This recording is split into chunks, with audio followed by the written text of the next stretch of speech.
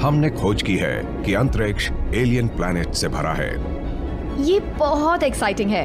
अब तक की जिंदगी में हमें पता ही नहीं था कि एक्सोप्लैनेट्स होते हैं और अब वो हर जगह है। ये कमाल की बात है। एक्सोप्लैनेट्स, सौर मंडल के बाहर की निराली दुनिया।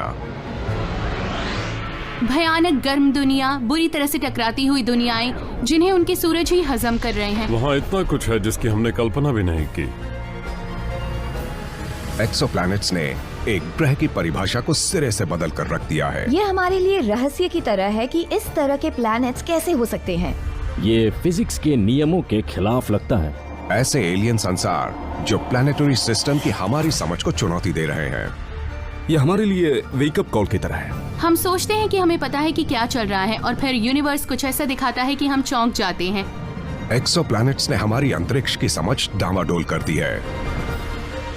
हमारा ब्रह्मांड एक अव्यवस्थित व्यवस्था है जो विषम, विचित्र और अद्भुत है। इसके बारे में जितना जाने उतना कम है।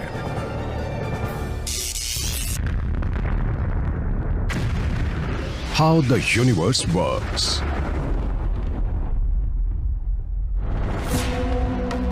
हमने अब तक 4000 से ज्यादा एक्सोप्लैनेट्स ढूंढ लिए हैं। अजब गजब संसारों की तेजी से बढ़ती व्यू रचना। जितना ज्यादा उन्हें जान रहे हैं उतने हम हैरान हो रहे हैं। उनमें ऐसा कुछ बिल्कुल नहीं है जैसा हमें अपने सोलर सिस्टम में दिखता है। वहाँ ग्रह एक दूसरे के संपर्क में हैं। वहाँ ग्रह कभी कभी अपने सूरज पर हमला कर देते हैं। दूसरे विशालकाय ग्रह बहुत नजदीक हैं। वहाँ वो सब मिलेगा जिसकी किसी भी रूप में आप कल्पना कर सकते हैं। पर एक एलियन संसार सबसे अलग है। इसे आप नर्क का ग्रह भी कह सकते हैं।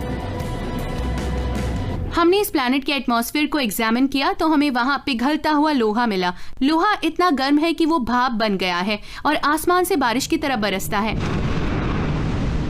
पर क्या वजह है कि ये ग्रह हमारे सौर मंडल के ग्रहों के मुकाबले इतना भीषण है? इससे हम ये समझ पा रहे हैं कि ब्रह्मांड अलग अलग तरह के ग्रह बनाने में माहिर है, उससे पूरी तरह अलग जिस पर हम रहते हैं।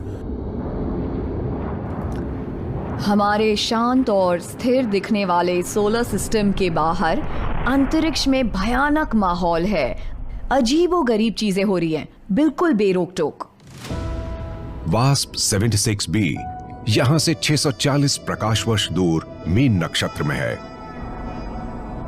पहली नजर में यह ग्रह किसी आम ग्रह जैसा ही लगा।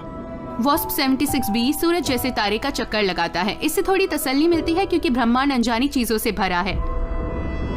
वास्प 76b गैस का विशाल पिंड है, कुछ कुछ हमारे सौर मंडल के बृहस्पति की तरह। पर इसकी लोकेशन ने स्थिति बिल्कुल बदल दी है। स्टार हमारे जैसा ले लीजिए, प्लैनेट लीजिए हमारे जुपिटर जैसा, पर उसे आउटर सोलर सिस्टम में बिठाने की बजाय आप स्टार के बहुत बहुत बहुत करीब ले आइए।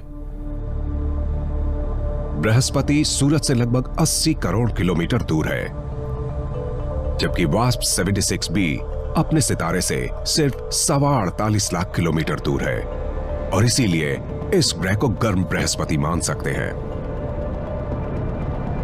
वास्प 76b पर तापमान 2200 डिग्री सेल्सियस से ज्यादा है, जिससे इसका वातावरण ब्रह्मांड में सबसे भीषण माना जा सकता है।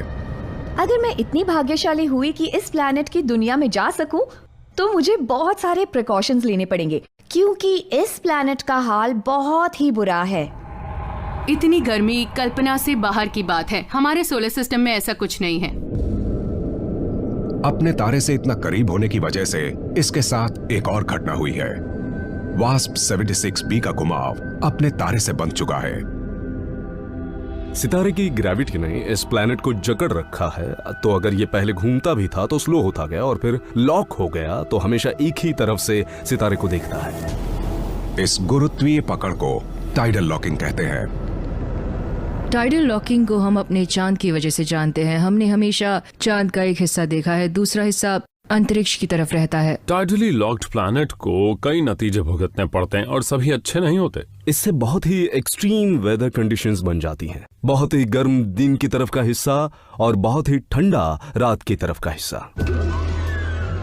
2020 में हमने इस ग्रह के दिन और रात की तरफ के हिस्से के बीच के वातावरण को ध्यान से देखा। इस सांझ के हिस्से में खूब बारिश होती है पर बारिश में बरसता है पिघला लोहा। यहाँ पर लोहे की बारिश होती है। साइफाई नॉवल में भी ये कितना अजीब लगेगा, चलो लोहे की बारिश करवा दे, पर ये सच्चाई है। इतनी गर्मी है कि लोहा भाप बनता है और बारिश होती है। जब मैं बड़ा हो रहा था तो टीवी पर साइफाई देखता या नॉवेल्स पढ़ता तो कोई प्लैनेट होता जहाँ अजीब कंडीशन होती। ओह, यहाँ आकाश से लोहा बरसता है, और मुझे लगता कैसी बेवकूफी है। और अब मुझे पता लग रहा है कि प्रकृति इतनी अजीब है कि हम सोच भी नहीं सकते। लोहा भाप कैसे बनता है? ज्यादातर मटेरियल्स दूसरी स्टेट्स में मौजूद रह सकते हैं, जैसे कि पानी है। पानी जब बर्फ होता है तो सॉलिड होता है, और जब उसे गर्म करते हैं तो पानी बन जाता है, जो उसका लिक्विड फॉर्म है। और जब आप उसे और गर्म करते हैं तो ये भाप बन जाता है। और ऐसा हर केमिकल एलिमेंट के साथ होता है। तो लोहे को भी अगर आप बहुत गर्म करेंगे तो वो गैस बन जाएगा। तो देखा जाए तो लोहे की भी भाप बन सकती है, बादल बन सकते हैं, और उसकी भी बारिश हो सकती है। ये दर्दनाक मौसमी हालात सीधा नतीजा है वास्प 76b की उसके सितारे से नजदीकी का। वास्प 76b अपने तारे के इतना पास है कि उसका तारा उसके एटमॉस्फेयर को गर्म कर रहा है, तो अपर एटमॉस्फेयर गर्म होकर ऊपर उठता है। दिन की तरफ के हिस्से में तापमान 2500 डिग्री सेल्सियस पहुंच जाता है। वहीं इस ग्रह के रात की तरफ के हिस्से का तापमान इसके मुकाबले काफी ठंडा 1500 डिग्री सेल्सियस है। तापमान में इस भारी अंतर की वजह से भीषण हवाई धाराएं बहती हैं। ग्रहों के इस ब्रांड न्यू क्लास में एक बहुत ही मजेदार बात देखने को मिल रही है। वो है इसका मौसम, जो पहले कभी नहीं देखा गया। इन गर्म जुपिटर्स में हवा की इक्वेटोरियल जेट्स चलती है, जो सुपरसोनिक है, हजारों किलोमीटर पर आवर, और ये हवाएं बारिश को रात वाली साइड धकेलती हैं। गर्म साइड की हवा फैलती है क्योंकि वो गर्म होती है और बहकर दूसरी तरफ पहुंचती है, तो ये प्रचंड आंधियां गर्म हवा को ठंडी साइड बहाती हैं। तो गर्म साइड के वातावरण में भाप बना हुआ लोहा गैस स्टेट में होता है, वो बहकर सीधा ठंडी साइड में पहुंच जाता है। धरती पर अब तक की सबसे तेज हवाएं 402 किलोमीटर प्रति घंटा की रफ्तार पर दर्ज की गई हैं। वास्प 76b पर हवाओं की रफ्तार 17,702 किलोमीटर तक पहुंचती है, जो इतनी शक्तिशाली हैं कि अरबों किलो लोहे की भाप को ग्रह के दूसरी ओर बहा ले जाती हैं, जहां वो नाटकीय परिवर्तन से गुजरती हैं। उधर थोड़ा ठंडा होता है तो गैस नहीं रह पाती, तो वो कंडेंस होकर लिक्विड बनता है और फिर बारिश हो जाती है। बादल बनकर ऊपर उठते हैं और फिर लोहा बरस जाता है, पर ये लोहा है, लोहे की भाप है, लोहे की बारिश है। वो देखना शानदार होगा उस थोड़ी सी देर में आपके खुद के भाप बन जाने से पहले। आपको लग रहा होगा कि लोहे की बारिश वास्प 76b की सबसे अजीब खासियत है, पर खगोल विज्ञानी इस गैस के विशाल पिंड के स्थान से और भी ज्यादा हैरान हैं। अगर हम अपने सोलर सिस्टम को देखें तो यहाँ पर गैस जायंट्स हैं जैसे जुपिटर, और पथरीले ग्रह हैं जैसे धरती। हमारे सौर मंडल में पथरीले ग्रह सूरज के करीब हैं और गैस पिंड उससे दूर हैं। पर एक्सोसिस्टम्स में अलग अलग तरह के ग्रहों की स्थिति गड़बड़ाई हुई है।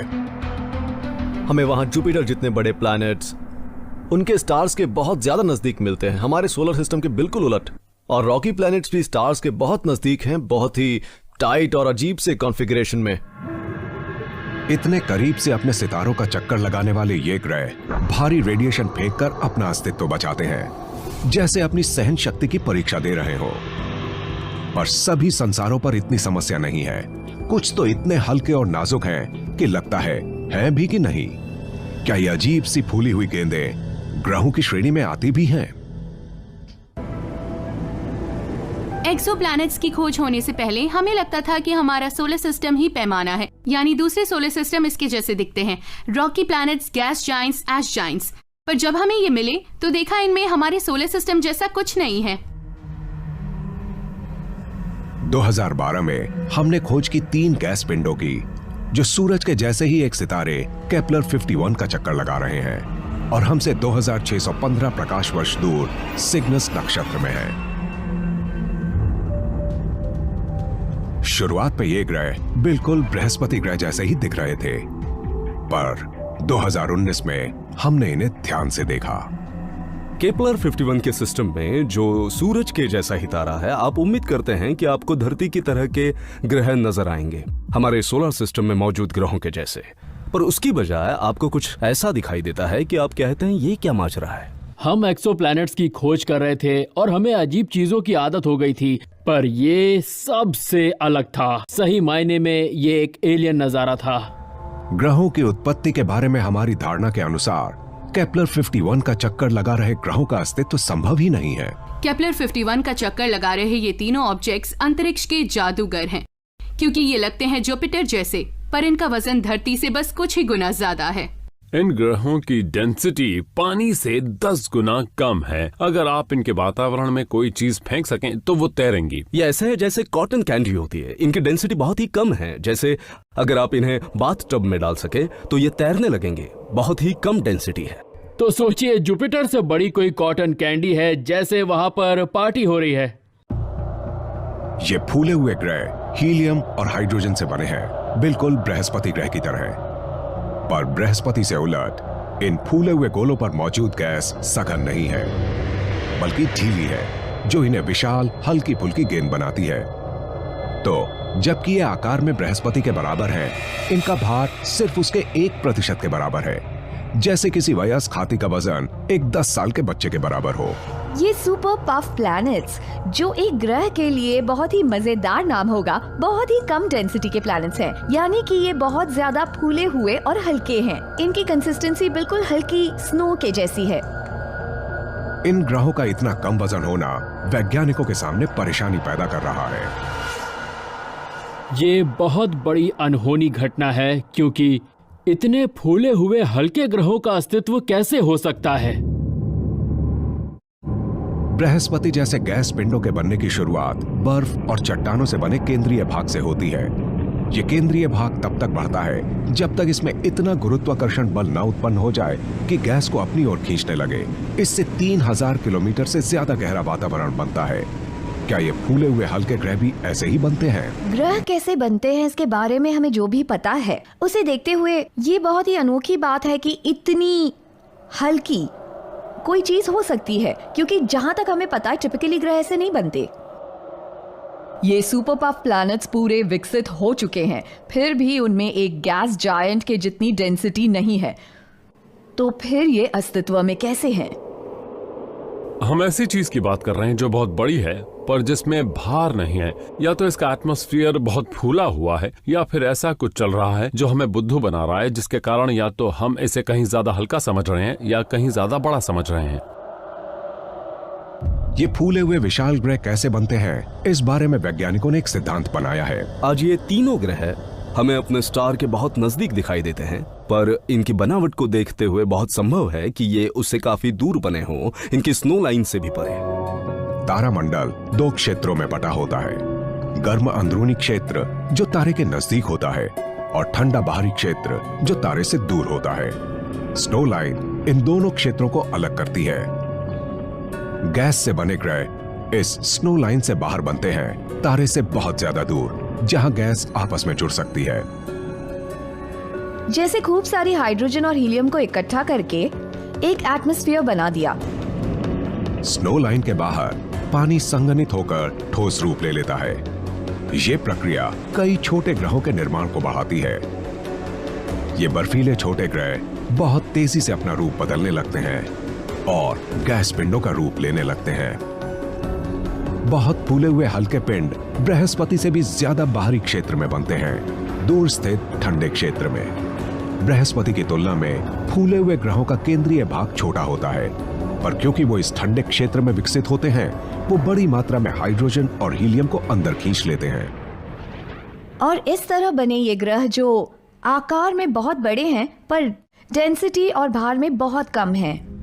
ये ग्रह लगभग 50 करोड़ साल से आकार में बढ़ रहे हैं और आकार में बढ़ने के साथ ये खिसक भी रहे हैं।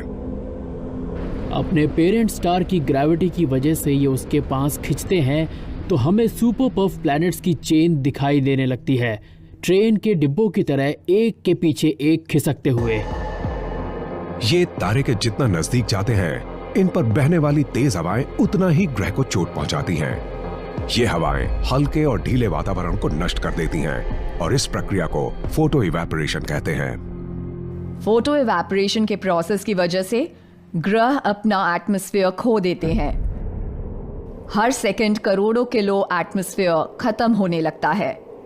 ये सुपर पफ्स घूमते हुए डैंडरलाइंस की तरह हैं जो हवा के साथ उड़ रहे हैं।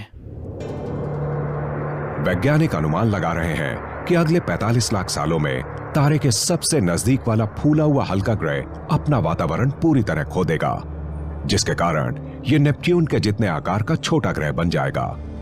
दूसरे दोनों ग्रह मोटे तौर पर बिना किसी नुकसान के बच जाएंगे। हम तेजी से अजीब अनोखा गोलाकार संसार ढूंढ रहे हैं। ग्रहों की खोज करने वाले भी कुछ जाना पहचाना जीने के अनुकूल ग्रह ढूंढने की कोशिश कर रहे हैं। अब हम सोच रहे हैं कि ऐसे भी ग्रह हो सकते हैं जहां पानी का प्रभुत्व हो, पर वो पानी के ग्रह कहीं मृग मरीचिका तो नहीं जिसके पीछे हम बेतहाशा भाग रहे हैं। एलियन संसार की खोज में हमें अनगिनत अजीबोगरीब, डरावनी और अद्भुत बातें मिली हैं, पर हमारे अपने ग्रह जितना निराला प्लैनेट अब तक नहीं मिला। इतने साल से खजाने की खोज करते हुए भी अब तक वो एक कोहिनूर नहीं मिला, एक ऐसा ग्रह जो पृथ्वी जैसा हो। पर धरती जैसा ग्रह ढूंढ पाने की संभावना कितनी है? धरती जैसा कोई ढूंढना सच में एक्सोप्लैनेट्स की खोज करने का खास मकसद है, और मुझे लगता है कि ऐसा ग्रह है, हमें बस ढूंढते रहना है और नए तरीके और टेक्नोलॉजी डेवलप करते रहना है। ये बड़ा सवाल है कि क्या हम दूसरी धरती ढूंढ पाएंगे?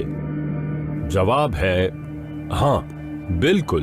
और मैं ऐसा इसलिए कह रहा हूं कि हमारी आकाश गंगा में खूब सारे प्लैनेट्स हैं। संख्या में बताऊं तो अरबों तारे होंगे जो धरती के जैसे हैं, और उन सारी कंडीशंस को मिक्स और मैच करते हुए मुझे ऐसा लगता है कि इतने ग्रहों में से कम कोई एक धरती जैसा तो जरूर होना चाहिए। अंतरिक्ष में इतने सारे ग्रह हैं तो कोई तो धरती जैसा होगा। कुछ ग्रह तो ऐसे ही मिलेंगे। हो सकता है कि कहीं धरती की बिल्कुल एग्जैक्ट रेप्लिका हो। क्या वो हमारी गैलेक्सी में होगा? शायद नहीं। और हमें अपने परफेक्शन को समझने की परिभाषा को भी थोड़ा बदलना होगा। इतनी वैरायटी देखकर मैं सोचता हूं कि और कितने पॉसिबल होंगे और कितने ऐसे ग्रह होंगे जिन पर लाइफ होगी, पर हमें पता नहीं है। मुझे ये सोचकर खुशी होती है। मुझे लगता है कि लाइफ की पॉसिबिलिटी हमारी कल्पना से भी कहीं ज्यादा है।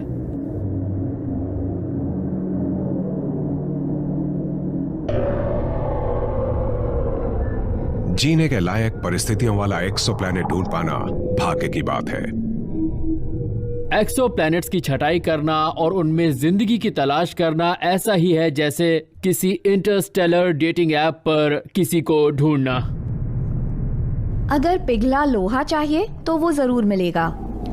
कहीं जहरीला एटमॉस्फेयर और स्वाइप कर दो। गहरा लाल ग्रह दिखा तो स्वाइप करो। जैसे कह रही हूँ, बहुत गर्म है, बहुत ठंडा है, बहुत छोटा है, बहुत भारी एटमॉस्फेयर है। यूवी रेज है, नहीं, अपना कोई सूरज नहीं है और आपको कोई मनपसंद मिलता ही नहीं है, चाहे आप कितना भी ढूंढे। जब जिंदगी ढूंढने की बात आती है तो एक बेसिक एलिमेंट है जो सबकी नजर में जरूरी है। कहीं और जिंदगी ढूंढने की बात आती है तो हम एक ही बात सोचते हैं, पानी का पीछा करो। और अब हमें लगता है कि ऐसे खूब सारे ग्रह होंगे जिन पर पानी होगा, पर क्या कोई और जटिलता होगी? क्या पानी जरूरत से ज्यादा होगा? 2019 की एक स्टडी के अनुसार आकाश गंगा में ऐसे कई ग्रह हैं जिन पर धरती की तुलना में हजारों गुना ज्यादा पानी है। उनमें से कुछ तो नेपच्यून से भी छोटे हैं। हम उन्हें सब नेपच्यून्स कहते हैं। उन्हें ये सब नेपट्यून्स मिले। नेपट्यून से छोटे पर धरती से बड़े। अब ये पहले देखे ग्रहों से अलग है। हमें ऐसे ग्रह मिले जो धरती से सिर्फ 40 प्रकाश वर्ष दूर हैं, ओफाइकस नक्षत्र में। वैज्ञानिकों ने इसे नाम दिया है वाटर वर्ल्ड। इन सब नेपट्यून्स में से GJ1214 भी ऐसा हो सकता है जहां हमारी कल्पना से भी ज्यादा पानी हो। अभी तक हमें बहुत पक्के तौर पर मालूम नहीं है कि GJ1214b कैसा दिखता है। धरती को नीला ग्रह कहा जाता है, जबकि भार में यह सिर्फ 0.5% पानी है, जबकि GJ1214b का 70% भार पानी हो सकता है। अनुमान है कि इस ग्रह का केंद्रीय भाग पथरीला होगा, सागर अजीब और भाप से भरा गर्म हवाओं वाला वातावरण होगा। हम जरा सा पानी ढूंढने में भी बहुत टाइम स्पेंड करते हैं, ये जानने के लिए कि उस ग्रह में जीवन है या नहीं है। तो इसीलिए ये मजेदार बात है कि हमें कोई ऐसा ग्रह मिले जो पूरा ही पानी हो। धरती से उलट GJ1214b पर पानी और जमीन की कोई जटिल व्यवस्था नहीं है। स्थिर जमीन और बहुत ही विशाल स्थिर सागर के बीच जो इंटरैक्शन की कमी है वो हमारा काम बिल्कुल बिगाड़ सकती है, क्योंकि जीवन मुमकिन होने के लिए जमीन और पानी के बीच अच्छा इंटरैक्शन बहुत जरूरी है। हम सोचते हैं कि जीवन की शुरुआत सागर से हुई, पर इसके लिए चट्टानों में स्थित रसायनों की जरूरत पड़ी थी। थल और जल की परस्पर क्रिया के बिना जीवन की उत्पत्ति संभव नहीं थी। GJ1214b में न सिर्फ थल और जल का आपसी रिश्ता नहीं है, बल्कि यहां जीवन का विकास किसी और रूप में और सीमित होगा। धरती के महासागरों में हजारों फुट नीचे सागर तल पर हाइड्रोथर्मल वेंट्स रसायनों से भरे हैं। GJ1214b सागर तल कई हजार किलोमीटर गहरा है। इन बहुत गहरे महासागरों के नीचे बहुत ही ज्यादा प्रेशर है, आपके ऊपर इतना पानी होता है और टेम्परेचर बहुत ज्यादा ठंडा है। आप पर किसी तरह से सूरज की किरणें या रोशनी नहीं पड़ती, तो हो सकता है पानी भी बर्फ के रूप में हो।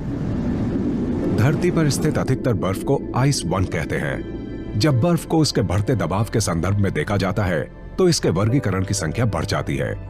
हमारा अंदाजा है कि GJ1214b पर मौजूद बर्फ आइस 7 है। ये वैसी ही बर्फ है जैसी शनि और बृहस्पति के चंद्रमाओं एनसेलेडस और यूरोपा पर हैं। GJ1214b पर उसकी बर्फ आइस 7 ने समुद्र की सतह को सील कर दिया होगा, जिससे चट्टानों से पोषक तत्व पानी में नहीं घुल पाते होंगे। हम अंतरिक्ष में पानी ढूंढ रहे थे ताकि हम एस्ट्रोबायोलॉजी को समझ पाएं, और फिर हमें ये ग्रह मिलते हैं जहां पानी इतना ज्यादा है कि जीवन पनप नहीं सकता। तो ये वैसा ही है कि कहते हैं ना, जरूरी से जरूरी चीज की भी अति बुरी होती है। हमें ऐसा ग्रह ढूंढना है जहां सही मात्रा में पानी हो और जहां जीवन के लिए आवश्यक जमीन भी। GJ1214b की खोज लगता है कोई काम नहीं आई, पर तलाश अभी जारी है। अंतरिक्ष बड़ा है और मुझे आइडिया पसंद है कि ये सिर्फ हमारे लिए नहीं है, तो मैं होपफुल हूँ। हो सकता है मैं ना देख पाऊँ, मेरी बेटी देख ले, पर मैं होपफुल हूँ। अंतरिक्ष में जीवन की खोज के दौरान एक और चीज हमारे सामने आई, एक चंद्रमा। पर यह एक्सोमून विशालकाय है, धरती से 4 गुना बड़ा। कैसे हो गया ये इतना बड़ा? हर बार जब भी हमारा किसी नए सितारे और उनके अजीबोगरीब संसार से परिचय होता है, तो हमें एक बार अपने सौर मंडल के नियमों को फिर से दोहरा लेना होता है।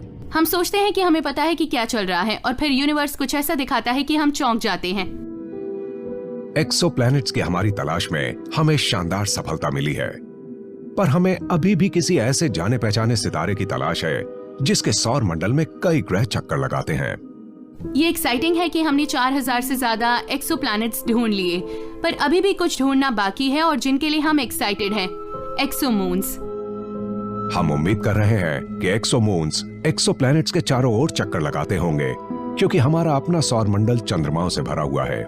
हमारे सोलर सिस्टम के ऑलमोस्ट सारे प्लैनेट्स के चारों तरफ उनके अपने मून्स हैं। इनफैक्ट सिर्फ अर्थ ही इकलौता प्लैनेट है जिसका एक ही मून है, बाकी सबके ज्यादा हैं।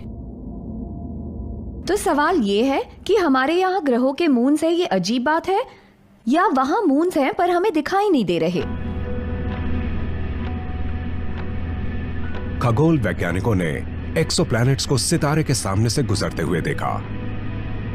इसे पारगमन कहते हैं, और इससे सितारे से निकलती हुई रोशनी में गर्त या झोंका सा बनता है। पर चंद्रमाओं की कुछ परेशानी है, वो बहुत ज्यादा छोटे होते हैं, तो सिर्फ एक ही मिल जाए तो हम बहुत लकी होंगे। अक्टूबर 2017 में खगोल वैज्ञानिकों ने 8000 किलोमीटर दूर स्थित एक सितारे को पास से देखा। जब बृहस्पति के आकार का एक बाहरी ग्रह सामने से गुजरा तो उसकी रोशनी में गर्त बना। फिर 3.5 घंटे बाद उन्होंने एक और रोशनी का गर्त देखा। ये पक्का सबूत था कि जब ये प्लैनेट ट्रांजिट हुआ और सितारे की रोशनी थोड़ी ब्लॉक करते हुए सामने से गुजरा तो एक और बड़ा ऑब्जेक्ट प्लैनेट का चक्कर लगा रहा था। देखने में आया कि केपलर 1625b ग्रह के चारों ओर उसका एक साथी चक्कर लगा रहा था। सिस्टम से आती हुई लाइट और उसके बदलने के ढंग से उन्हें लगा कि उन्होंने पहला एक्सोमून ढूंढ लिया है और ये बहुत ही ज्यादा एक्साइटिंग था। केपलर 1625b आई नाम के इस बाहरी चंद्रमा के उम्मीदवार के कारण रोशनी में बड़ा गर्त आया था, जिसका एक ही मतलब हो सकता था। जब हमने इस पोटेंशियल मून के कारण होने वाले सिग्नल को एनालाइज किया तो वो किसी ऐसे ऑब्जेक्ट से आया था जो धरती से 4 गुना बड़ा था, यानी नेपच्यून के साइज का। और हमारे सोलर सिस्टम में कोई भी चांद नेपच्यून जितना बड़ा नहीं। हमारे सौरमंडल में नेपच्यून के आकार के पिंड ग्रह हैं, चंद्रमा नहीं। नेपच्यून और इतनी ही भार के ग्रह बर्फ और गैस के विशाल पिंड हैं, जबकि हमारे सौरमंडल के चंद्रमाओं की यह संरचना नहीं है, वो पूरे ठोस हैं। जैसे ही हमने सोचा कि हम इन मून्स को समझने लगे हैं, ये एक्सोप्लैनेट्स आए और हमें कहा फिर से सोच लो। इस सिस्टम की एक ही दिक्कत है कि हमें पता नहीं ये कैसे बना है। हमने चंद्रमाओं के निर्माण के बारे में जो कुछ भी जाना, ठोस चंद्रमाओं को देख के जाना। हमारे हिसाब से चंद्रमा 2 तरह से बन सकते हैं। पहला है कि एक पथरीले संसार से कुछ आकर टकरा जाता है और जो ऑब्जेक्ट टकराता है मलबे को साथ लेकर उस संसार से बाहर निकलता है और एक नए चांद में बदल जाता है। हमें लगता है कि हमारा चांद ऐसे ही बना। दूसरा तरीका ये हो सकता है कि जब वो ग्रह बन रहा था तो डस्ट का एक बड़ा बादल उसके चारों ओर चक्कर काट रहा था और ग्रह के बनने के साथ ही उस बादल में से चांद भी बन गया। पर हो सकता है केपलर 1625b ग्रह के चारों ओर चक्कर काट रहा चांद किसी तीसरे ही तरीके से बना हो सकता है एक एक्सोमून जिस ग्रह के चक्कर काट रहा है उससे ना बना हो, जैसा कि जुपिटर या सैटर्न। इसके बजाय कल्पना कीजिए कोई आवारा ग्रह घूमता हुआ किसी बड़े ग्रह के पास आया और पकड़ा गया और मून बन गया। शायद अरबों साल पहले केपलर 1625b का केंद्रीय भाग गैस और धूल की डिस्क के रूप में बढ़ रहा था। वो अकेला नहीं था, पास ही एक और नया ग्रह बन रहा था। वो ट्विन्स की तरह थे। हर ट्विन वूम अपने हिस्से के रिसोर्सेज के लिए आर्ग्यू करता है और ऐसा ही कुछ यहाँ हो रहा था। ये लड़ाई थी रिसोर्सेज की। केपलर 1625b ने अपने जुड़वा के मुकाबले ज्यादा गैस और गर्द बटोर ली और बड़ा होता गया और इस विशाल बाहरी ग्रह ने अपने छोटे भाई को पास खींचा और अंततः इसे अपने ऑर्बिट में खींच लिया। इस तरह छोटा प्रोटोग्रह केपलर 1625b का चंद्रमा बन गया।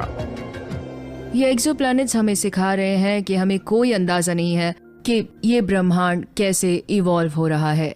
तो हमें ये बात पूरी तरह समझ में आ रही है कि एक नेपट्यून के आकार का चांद इस प्लैनेट का चक्कर लगा रहा है और ये सच है कि ये तय करने के लिए हमें और सबूत चाहिए।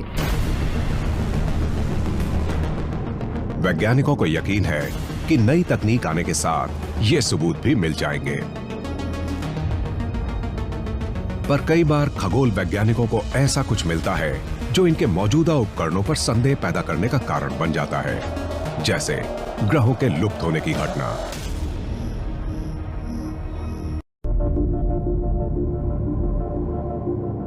हमने कुछ अति असाधारण भारी ग्रहों की खोज की। पिघले लोहे की बारिश वाला बेहद गर्म संसार, फूले हुए हल्के ग्रह इतने नाजुक कि रुई की तरह उड़ जाएं। ऐसे बाहरी ग्रह जो भौतिकी के नियमों को पीछे छोड़ दें। पर इससे भी अजीब है ग्रहों के लुप्त होने की घटना। करीब 1 दशक पहले हबल दूरबीन ने रात के आसमान में सबसे तेज चमकने वाले तारे फोमलहॉट का चक्कर काटते एक ग्रह को देखा। फोमलहॉट बहुत ही पास, बहुत यंग स्टार है और इस सिस्टम की इमेजेस बहुत कमाल की है क्योंकि एक सेंट्रल स्टार चमकती रिंग से घिरा हुआ दिखता है, एकदम सैरॉन की आंख की तरह। हमने इस नए ग्रह फोमलहॉट बी को 6 साल पहले देखा था।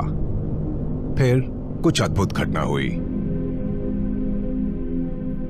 एकदम अचानक वो प्लैनेट कहीं था ही नहीं, तो वो कहाँ चला गया था? उसका अचानक चले जाना अमेजिंग था, बहुत अचरज था, बहुत ही भयानक था। अगर फोमलहॉट बी अचानक गायब हो सकता है, तो क्या दूसरे ग्रह भी हो सकते हैं? हमारा ग्रह भी? हम एक प्लैनेट पर रहते हैं, तो हमारा एक स्वार्थ है ये समझने में कि ग्रह गायब कैसे होते हैं। अगर ऐसा होता है तो अक्टूबर 2019 में खगोल वैज्ञानिकों ने बिल्कुल फिल्मी अंदाज वाले एक तारामंडल BD+20 307 को देखकर ग्रहों के गायब होने की अवधारणा पर खोजबीन की। स्टार वॉर्स में टैटूइन की जो आइकॉनिक इमेज है, जिसमें जब आप ऊपर देखते हो तो आसमान में 2 सूरज दिखते हैं, ये पूरी तरह से झूठ नहीं है।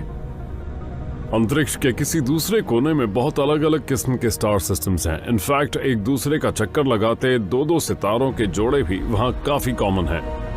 अगर 2 सितारा मंडल इतना ही आम है, तो BD+20 307 किस मायने में अलग है? ये 2 सितारे गैस और गद के डिस्क के बीच में रहते हैं, बिल्कुल फोमलहॉट की तरह। पर फोमलहॉट नया मंडल है, सिर्फ 50 करोड़ साल पुराना, जबकि BD+20 307 अरबों साल पुराना है। और यही अजीब बात है, क्योंकि डिस्क के अंदर मौजूद सामान इतना पुराना है कि उससे तो बहुत पहले नए ग्रह बन जाने चाहिए थे। तो ये चल क्या रहा है? डस्ट की रिंग नए प्लैनेट्स की खासियत होती है, लेकिन अगर हमें एक पुराने सितारे के आसपास भी ऐसी ही रिंग्स नजर आएं जो 1 अरब साल पुराना हो सकता है कि ये ग्रहों के टकराने से हो रहा है। हमें लगता है कि इस सिस्टम में ग्रह आपस में टकराए और इसी से ये डिस्क्स बनी। जब ग्रह आपस में टकराते हैं तो ऐसा नहीं है कि सिर्फ उनकी थोड़ी बहुत गर्द झड़ जाती है।